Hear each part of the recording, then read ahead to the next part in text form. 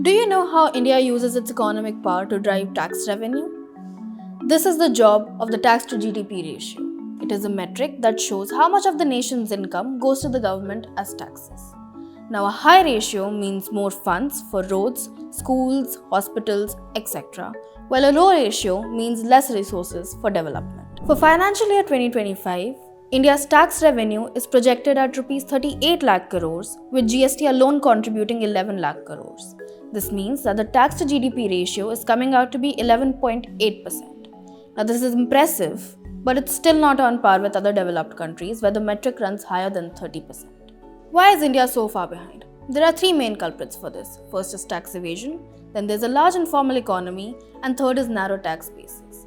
Despite a population of over 140 crore people, only 6.5 crore people in financial year 2024 filed their tax returns. The next step ahead then includes 1. Expanding the tax base, 2. Using technology to track evasion, and 3. Including more items under GST. These three steps will help improve public finances and also fund development. Remember, the tax to GDP ratio is a key metric of the country's fiscal health. It shows how the country translates its economic power into manageable progress.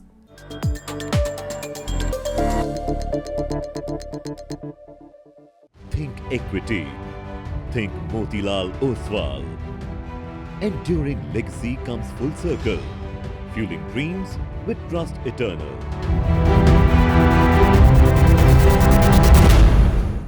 Investment in securities market are subject to market risks. Read all the related documents carefully before investing.